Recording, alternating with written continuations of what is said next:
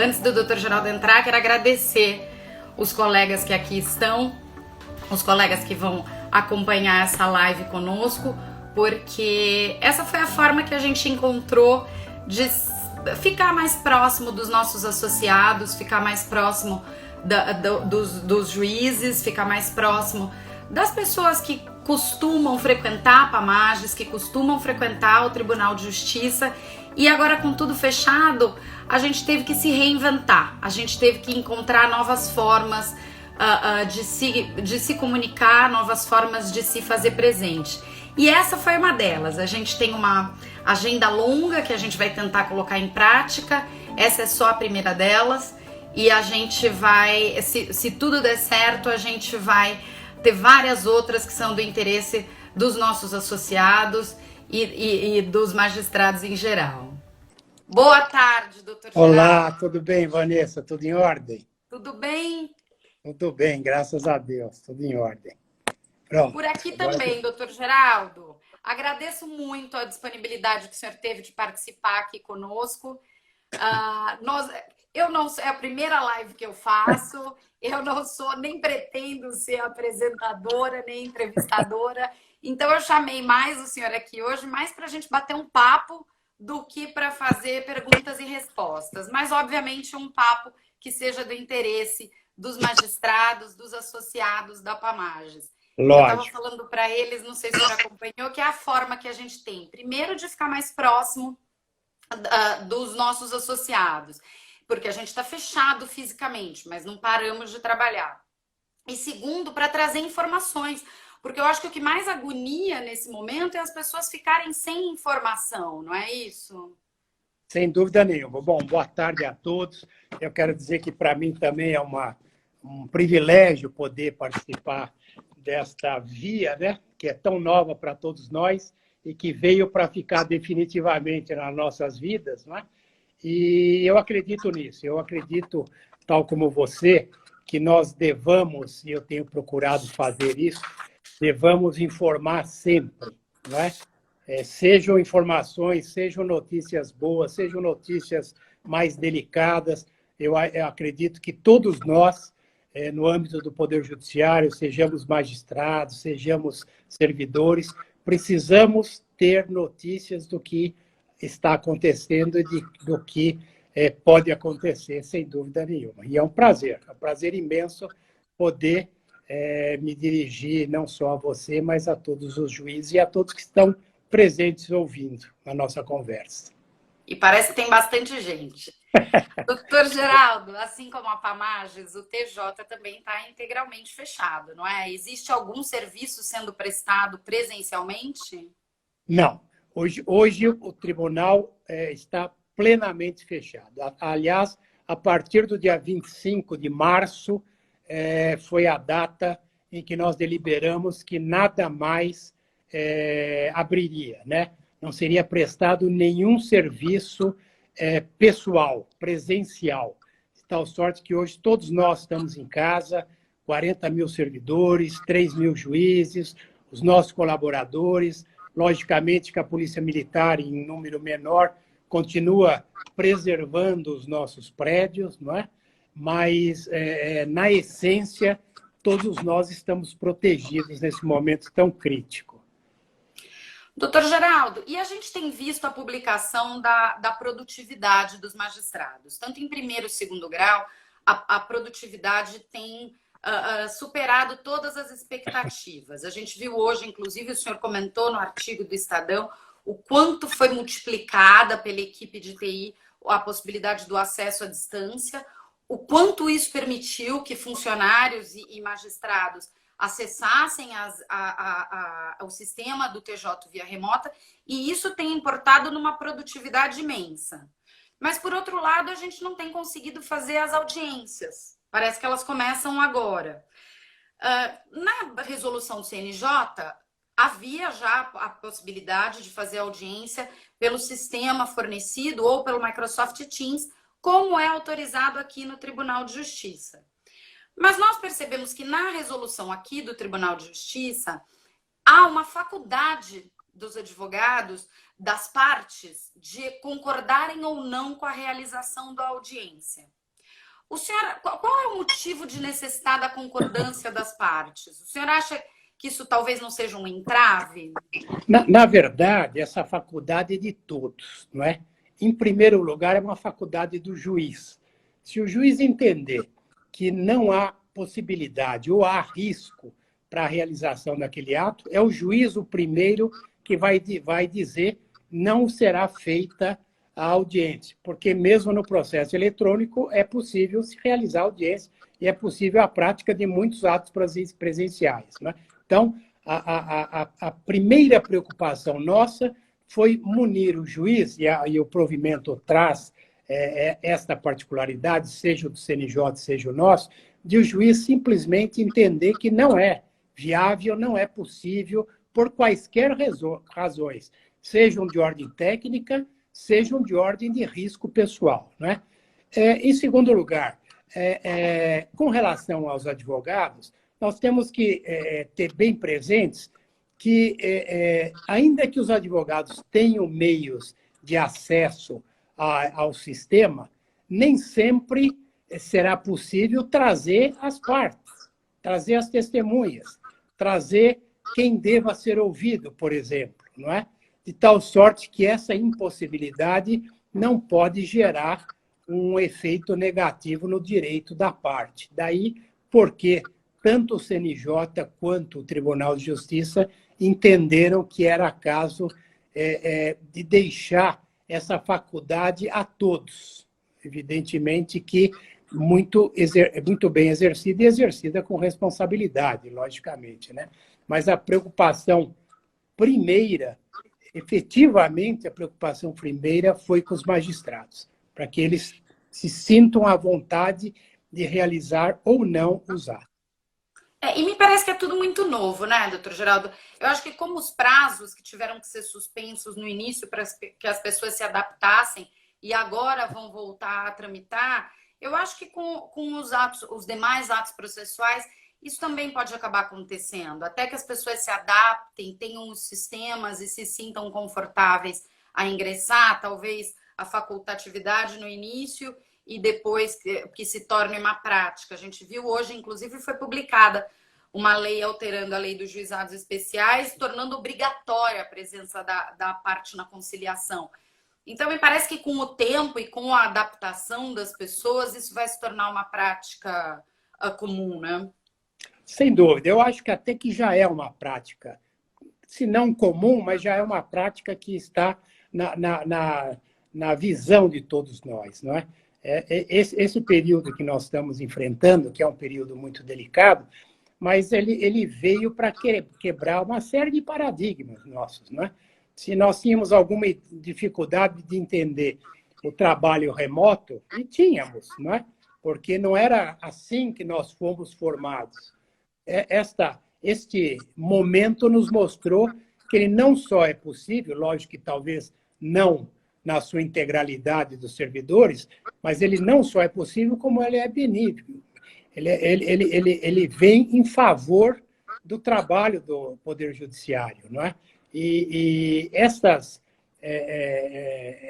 pequenas circunstâncias vão fazer que nós nos adaptemos e bem, né? Já realizamos sessão do Conselho Superior da Magistratura por via eletrônica. Hoje houve uma sessão teste do órgão especial, e o órgão especial fará uma sessão por videoconferência na quarta-feira que vem. Então, nós vamos nos adaptando. Logicamente que o contato pessoal é sempre, na minha ótica, é sempre melhor, né? Mas a impossibilidade do contato social, nós vamos trabalhar desta forma e bem. Né? Então, doutor Geraldo, nós todos sentimos falta do contato pessoal. Nós sentimos falta, eu sinto falta da PAMAG, os colegas sentem falta de ir ao fórum. Mas o trabalho remoto era uma reivindicação dos magistrados, de alguns servidores, justamente porque o trabalho no fórum ele é constantemente interrompido.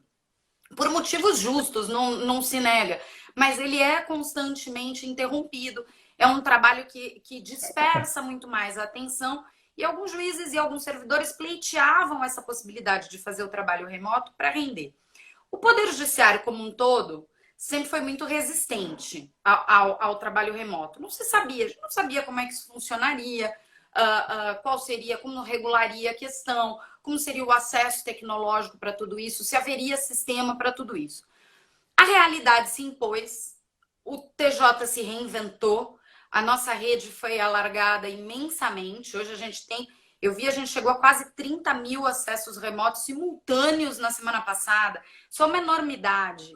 A nossa rede ampliou, a nossa estrutura tecnológica hoje, graças ao pessoal da TI, do TJ, que trabalhou excepcionalmente.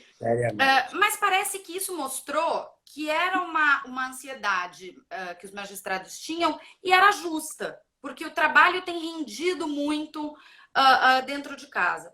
O senhor acha que é possível? E aí eu tenho duas perguntas do senhor. Primeiro, a volta não vai poder, eu imagino, a volta deve ser gradual. Eu acho que mesmo quando for autorizado o retorno, não é possível que haja aglomeração. E segundo, quando passar a epidemia, quando passar o risco de contágio, o Fernando está falando, o Fernando Henrique Pinto está falando, e tem o risco do transporte, da mobilidade, das viagens nas estradas, no interior, etc. Quando voltar, quando a gente puder ter contato de novo, existe a possibilidade do tribunal considerar o trabalho remoto para juízes e servidores? Em primeiro lugar, eu quero dizer que, logicamente, que o que é desconhecido sempre há uma dificuldade maior de todos nós entendermos o alcance totalmente positivo. E só nós chegamos neste momento porque o tribunal veio fazendo um investimento de muitos anos, não é? Esta circunstância, há 5, 6 anos atrás, não seria possível. Não seria possível nós termos o trabalho remoto nos termos em que nós estamos fazendo hoje, não é? O sistema de data centers do tribunal, ele já está chegando, já está atingindo o limite dele. Então, das nossas prioridades para 2021 será justamente licitar um sistema de data center novo com a bendita questão das nuvens, não é?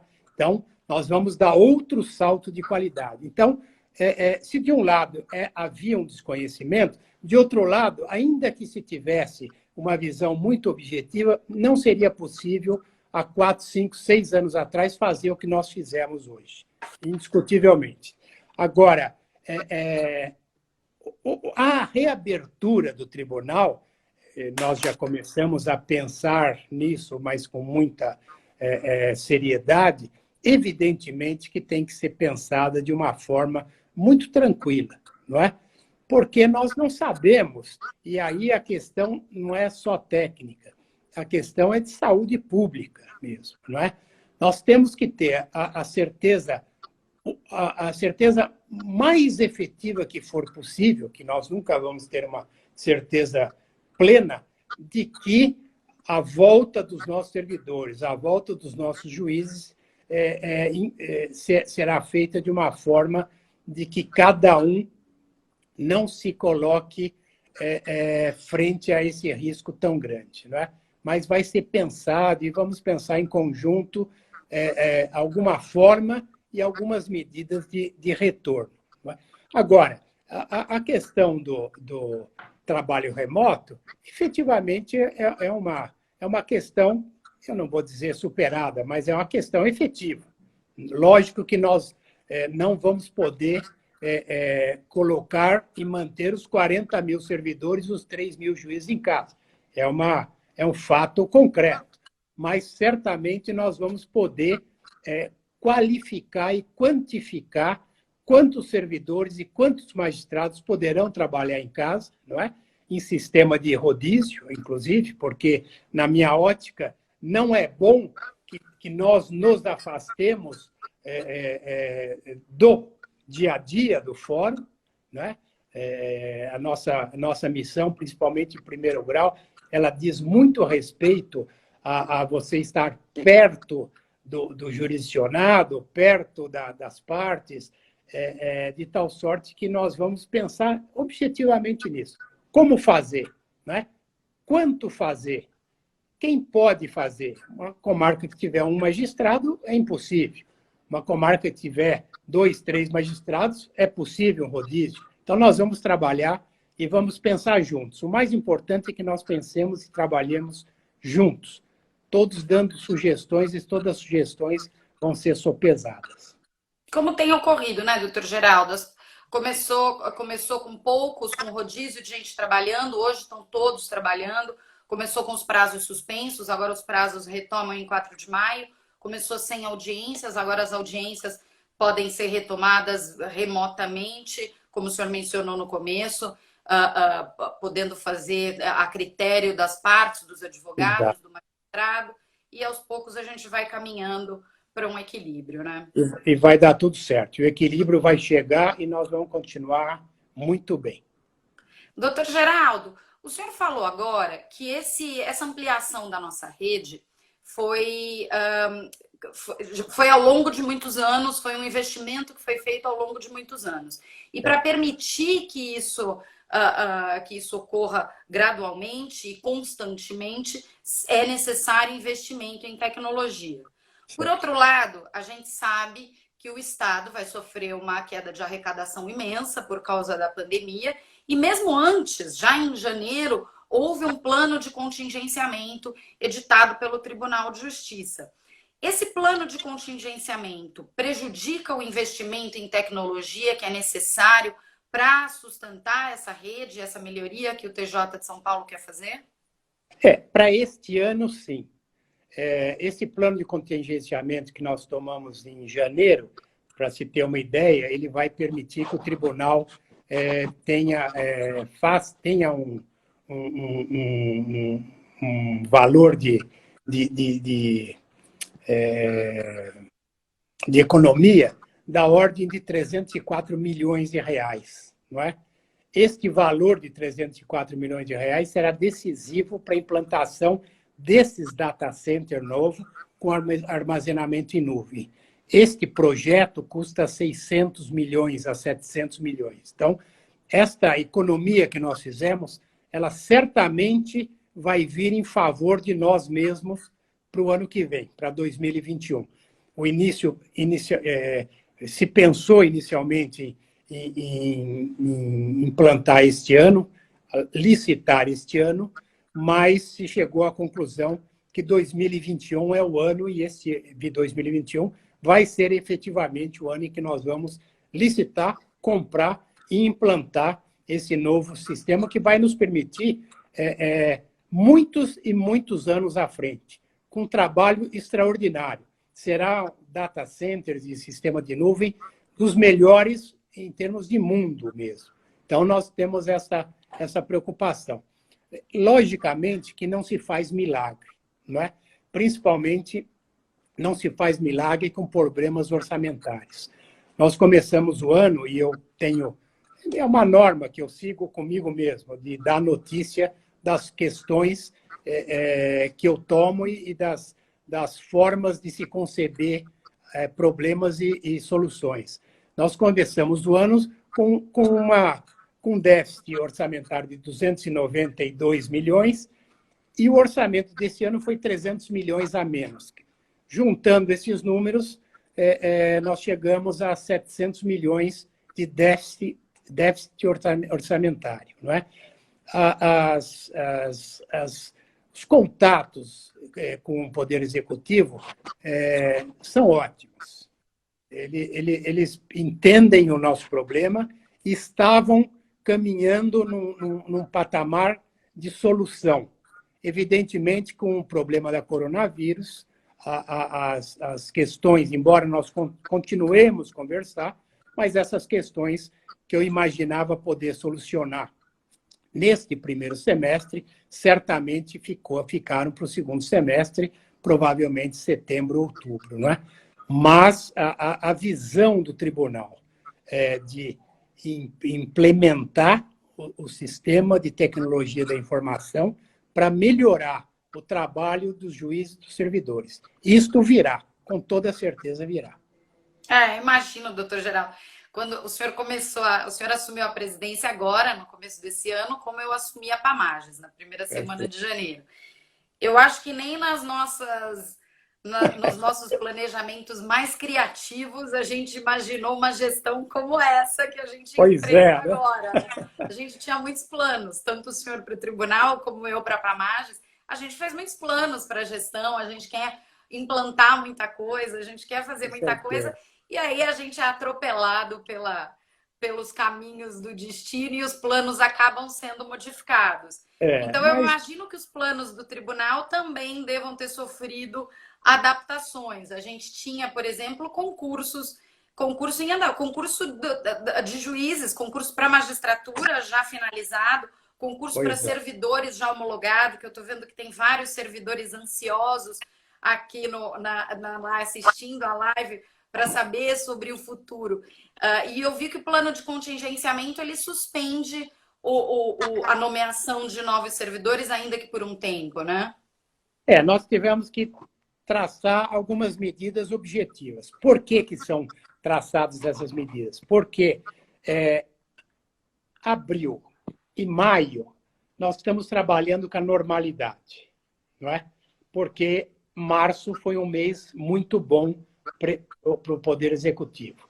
Junho e julho serão meses mais difíceis. Então, o que nós pensamos em termos de contingenciamento? Nós precisamos, desde o começo da Covid-19, nos prepararmos para momentos mais difíceis. Não é?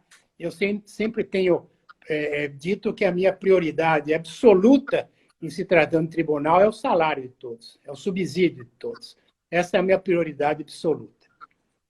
O restante é importante? É muito importante. Mas o restante é o restante. Não é?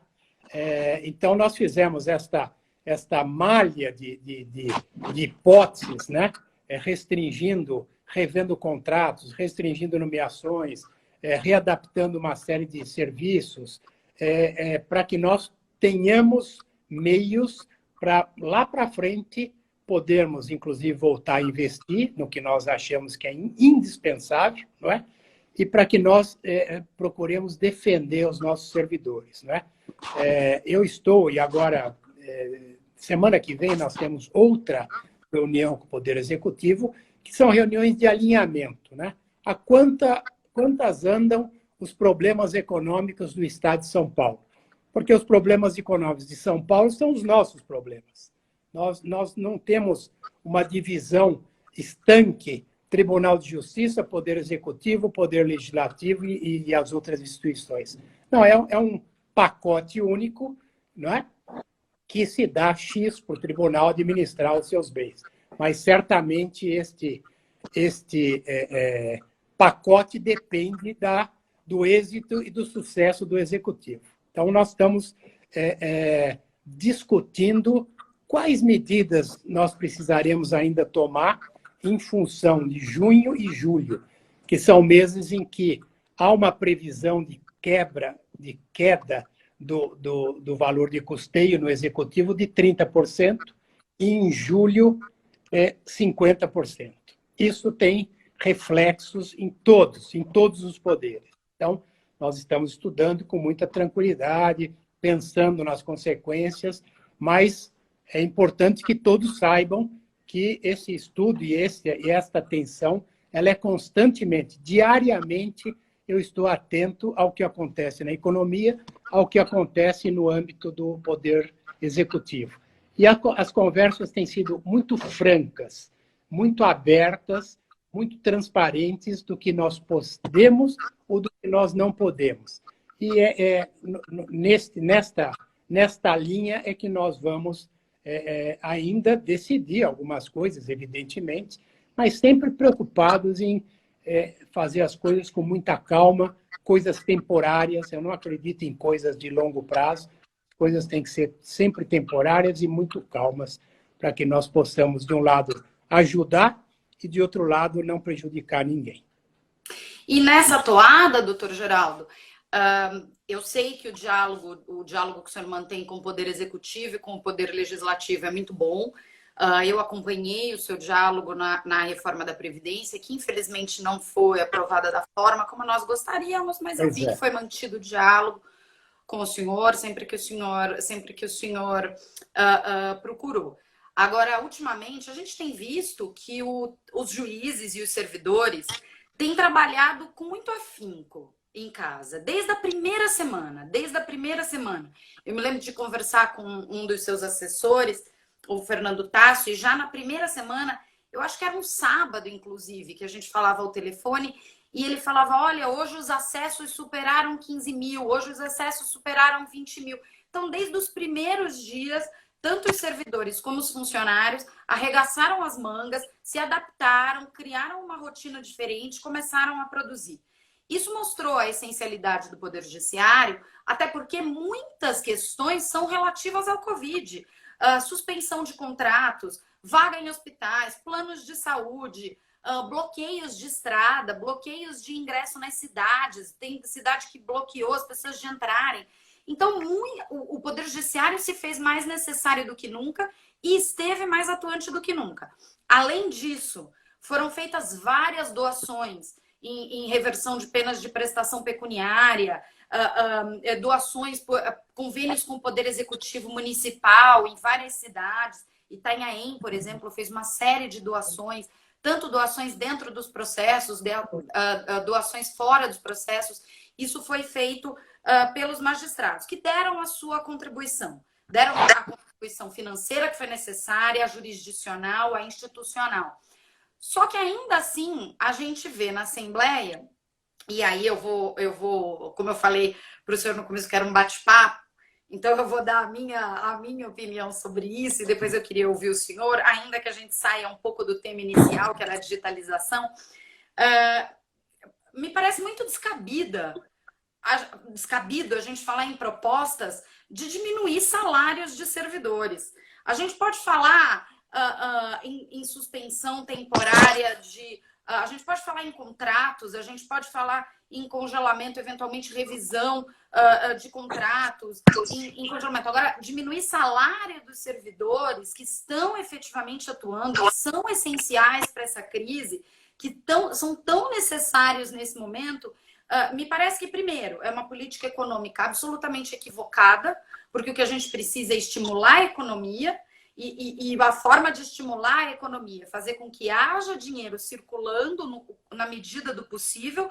E o segundo, remunerar os servidores que vivem exclusivamente do salário e não de outras verbas. Então, eu queria saber qual a posição do senhor em relação a esses projetos. Agora, semana passada, já houve um novo protocolado. Queria saber qual a opinião do senhor sobre esses projetos e se o senhor trata disso nas suas conversas com o Executivo e com o Legislativo. Sem dúvida nenhuma. Bom, primeiro, eu queria dizer que é um orgulho que eu particularmente tenho, que o tribunal tem e que todos nós devamos ter em relação a nós mesmos, pelo trabalho que nós estamos fazendo. Cada juiz, cada servidor tem mostrado um compromisso extraordinário. Era previsível, a gente sabe, nós sabemos quem somos, sabemos como agimos, mas essa demonstração para fora de responsabilidade de ação é motivo para que eu especialmente, e que todos nós, a cada dia, destaquemos e aplaudimos. Eu quero dizer a todos, juízes e servidores, do orgulho que eu tenho de integrar o Poder Judiciário do Estado de São Paulo. A demonstração de responsabilidade de cada um é extraordinária. De cada servidor, de cada magistrado, não é? Eles trabalham, todos trabalhando dia, noite, fim de semana, em primeiro e segundo grau. Este é um dado muito objetivo que nós precisamos sempre ressaltar. Indo para a questão relativa a esses projetos, nós já passamos nesses 30 dias por alguns momentos ruidosos. Primeiro, houve um projeto apresentado por uma deputada em que ela buscava o acesso, né, ao fundo de despesa do Tribunal de Justiça de São Paulo. Esse foi um dos projetos. Eu imediatamente mantive contato com o vice-governador, que é quem cuida dessa matéria, e com o presidente da Assembleia, e fizemos ver a esta deputada que era absolutamente, não só inconstitucional, mas absolutamente impróprio se pretender lançar a mão do fundo de despesa do tribunal. E expliquei pessoalmente numa ligação a ela por quê. Não é que nós queiramos guardar dinheiro, é porque, no curso dos anos, o Executivo foi retirando do nosso orçamento uma série de pagamentos. E quase que todo o custeio do tribunal é feito pelo fundo de despesa. Tal sorte que, se lançar a mão das verbas do fundo de despesa em favor de outros entes, por mais justificável que possa ser, simplesmente o tribunal para. Em face dessas explicações, ela retirou o projeto imediatamente, nem questionou. Tivemos algumas outras questões, e nesse aspecto eu tenho até o dever de dizer que o presidente da Assembleia compreendeu imediatamente as nossas ponderações e nos ajudou nessa parte. Agora, apresentaram a deputada Janaína Pascoal e um outro deputado, que agora não vem o nome, apresentaram este projeto com reduções e tudo mais. Eu também entendo que o projeto é inconstitucional. Conversei com o deputado Cauê Macris, inclusive hoje pela manhã voltamos a conversar, e ele também entende que esse projeto é inconstitucional, e esse projeto talvez sequer vá à mesa. É preciso de um quórum de 2/3 neste momento para que este projeto possa ser levado à mesa, e esse quórum é praticamente impossível, e ainda assim, no âmbito da presidente da Assembleia, esse projeto não será levado, pelo que me foi dito. Isso, estamos numa conversa entre colegas, né? O trabalho dos magistrados, a essencialidade do trabalho dos magistrados é manifesta. Isso não, os juízes, mais do que trabalharem, eles demonstraram a responsabilidade, e não é uma responsabilidade do dia a dia que todos nós temos, é uma responsabilidade pelo momento, não é?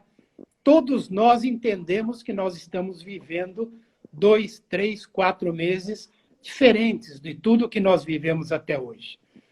De tal sorte que a jurisdição ela deve considerar também este momento, não é? Se a jurisdição, num momento de guerra, ela tem particularidades especiais, este momento de saúde pública grave, gravíssimo, também tem a jurisdição de considerar particularidades que no dia a dia nem sempre nós consideraríamos. E é mais um motivo de satisfação, de aplauso para os nossos juízes, que estão compreendendo e trabalhando seriamente em razão deste momento. Doutor Geraldo, voltando para a digitalização, e por conta do nosso tempo, possivelmente essa vai ser a minha última pergunta, a gente criou uma forma nova de atendimento aos advogados. Isso não havia sido feito ainda no Tribunal de Justiça, salvo em uma ou outra vara, experimentalmente, para facilitar o atendimento de advogados. Hoje, os advogados podem ser atendidos pelo sistema virtual, pelo sistema do Tribunal de Justiça. Inicialmente, na primeira semana, ainda se questionava como isso seria, se seria por telefone ou não, e hoje o Tribunal de Justiça possibilitou o acesso pelo programa adquirido pelo tribunal, para que haja uma conversa entre magistrados e advogados. Me parece que isso ainda vai ser, eu imagino que isso ainda vai ser objeto de regulamentação. A gente tem ouvido questionamentos, tem juízes mencionando quais são, quando já está decidido, se precisa ter petição juntada, se não precisa, se precisa ter pedido em andamento, se pode ter pedido de reconsideração. Os juízes estão surgindo com muitas dúvidas em relação a esse atendimento. E isso tudo vai ser levado ao tribunal, e eu imagino que o tribunal vá abordar essas questões, vá se debruçar sobre essas questões. Mas e quanto à OAB? O senhor teve já uma conversa com a OAB? Houve alguma reclamação? Os advogados estão conseguindo ser atendidos por esse sistema? Ele está funcionando? Não, eu tenho tido contato com a OAB. Até a semana passada tive uma conversa com o doutor Caio. E não, muito pelo contrário, eu não recebi nesse período nenhuma reclamação. Reclamação de nenhuma natureza. Não é? Acho que todos estão compreendendo que tudo é novo para todos e que nós estamos melhorando, nós estamos prestando um trabalho extraordinário. Essa é a verdade. Não é? Com produtividade altíssima, né? Exatamente. E a preocupação dos advogados foi de duas ordens, e nós até vamos manter um contato com eles, a preocupação com as audiências por videoconferência, não é? Que a ponderação deles foi no sentido de que nem todos podem fazer, não é? E nós sabemos disso, e como eu disse no começo, na verdade, quem vai direcionar tudo isso vão ser os próprios juízes, não é verdade? E a preocupação com as publicações, porque o trabalho é tão intenso que as publicações virão de uma vez só. E eu fiz essa ponderação, a ponderação no sentido de que não, nós tivemos a cautela de irmos publicando os atos à medida em que fossem praticados, de tal sorte que o que volta agora não é uma enxurrada de publicações, mas isso daí é da ordem de cada advogado, né? O que volta agora são os prazos que vão começar a correr. E daí cada advogado vai ter que se preparar para este momento. Mas não houve nem do Ministério Público, nem da Defensoria. Nós passamos e estamos passando, lógico. Isso acho que vai ainda mais um mês e pouco, não sei. Mas nós estamos passando por esse momento incólumes, sem reclamações, com reconhecimento, que é difícil, né? Às vezes não vem as reclamações, mas não há reconhecimento. Não, muito pelo contrário. O reconhecimento tem vindo e vem quase todos os dias. Isso é importante. Eu queria dizer, Vanessa, você tocou numa questão relativa à digitalização, que é uma questão importante, que faz parte de um plano meu com relação à tecnologia da informação. Nós temos hoje 9 milhões de processos físicos, não é? 9 milhões de processos físicos, nós fizemos um exame interessante, que eles estão dispersos, lógico, por uma dimensão territorial equivalente a 2 Inglaterras, porque tem processo que tem 100 volumes, tem processo que tem 1 volume. Então, embora 9 milhões seja um número factível, o volume de papel é muito grande. Muito grande. Nós fizemos um planejamento de digitalizar, não é, esses 9 milhões de processos em 5 anos. Não é? Íamos começar agora, em 2020 mesmo. Mas talvez não seja possível com o empenho que nós gostaríamos. Não é? E de outra sorte, além do empenho, o valor estimado para a digitalização é de 300 milhões para esses 5 anos. Tal sorte que a digitalização é imprescindível, por todas as razões, inclusive por alguma coisa que eu creio absolutamente necessária, que é a implementação das UPJs, e as UPJs digitais são muito melhores, indiscutivelmente. As UPJs virão, o projeto continua, e nós vamos implementar essas UPJs, e eu acho que é um projeto que não volta mais atrás. Nas próximas gestões, certamente vão direcionar para as UPJs.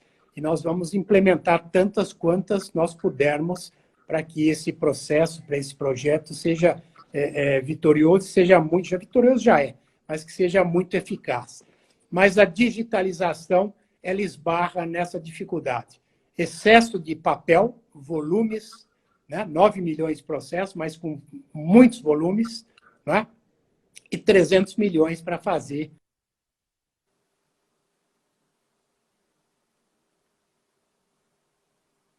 Queria estar quase terminando aqui também. Mas será feito, sem dúvida nenhuma. Os magistrados podem ter certeza que a minha visão e a visão, por exemplo, do Tasso, que é quem cuida dessas questões, é uma visão objetiva e que nós queremos, indiscutivelmente, botar tudo dentro do sistema de tecnologia da informação na nossa frente. Doutor Geraldo, eu vou encerrar antes que a sua bateria acabe. Coisas do mundo de hoje. Isso para mim é um alento que o senhor falou. Eu sou juíza de vara, sou juíza do João Mendes, e eu sei o quanto é diferente trabalhar com um processo digital e um processo físico. A diferença para os funcionários é muito mais simples mexer, para os advogados que não precisam se deslocar para ter uma informação, para os próprios juízes que conseguem movimentar muito mais rápido. Hoje, um processo na nossa vara, por exemplo, na 8ª Vara Civil, ele chega para a sentença, em 30 dias, 60 dias de tramitação, no máximo, ele está concluído para a sentença, se ele não tiver instrução nem nada. Então, é uma velocidade surpreendente. Então, nós vamos acompanhar, vamos cobrar o senhor com o maior interesse essa digitalização. Com o maior prazer. Doutor Geraldo, obrigada imensamente por ter iniciado comigo esse projeto, essa live, essa conversa. Eu tenho certeza que todo mundo estava muito ansioso para ouvir o senhor, pela quantidade de perguntas que ficam passando, que eu não consigo nem ler todas. Eu imagino que a gente não tenha esgotado todos os assuntos, mas não vão faltar oportunidades. Se Deus quiser, a gente ainda faz uma presencialmente. Obrigada, senhor. Saiba que o senhor e o Conselho Superior da Magistratura estão trabalhando de forma primordial nessa fase, com respostas rápidas, prontas, e pensando nos servidores, nos magistrados e nos advogados e na população em geral, evitando que a doença se espalhe. Muito obrigada pela sua condução, doutor Geraldo. Eu que agradeço demais poder estar aqui. A PAMAGES, eu sempre digo, a PAMAGES é um braço, eu vou chamar um braço político, nem sei se eu posso chamar assim, mas acho um braço político, um braço social, né, do Tribunal de Justiça, e é um braço indispensável para todos nós. Não é? As nossas interlocuções são sempre muito tranquilas, muito objetivas, e certamente continuarão a ser sempre dessa forma, e sempre que eu puder vir aqui e esclarecer alguma coisa, pode me convidar. Será um prazer muito grande. E um prazer imenso poder me dirigir não só a você, mas me dirigir aos nossos colegas e aos nossos servidores. É o que há de melhor na nossa magistratura, são eles, não é? Então, eu fico por aqui com esta mensagem e a mensagem de que todos nos cuidemos muito, para que possamos voltar e voltar bem. É isso. Doutor Geraldo, um abraço, agradeço as pessoas que acompanharam. Sei que a gente não conseguiu responder todas as perguntas, mas eu peço que acompanhem a página da PAMAGES, que nós devemos apresentar outras lives, não sei se desse tamanho desse movimento do doutor Geraldo, mas com certeza com o mesmo interesse dos nossos associados, dos magistrados e do público que nos acompanha. Um abraço a todos e eu encerro por aqui. Obrigado. Tchau.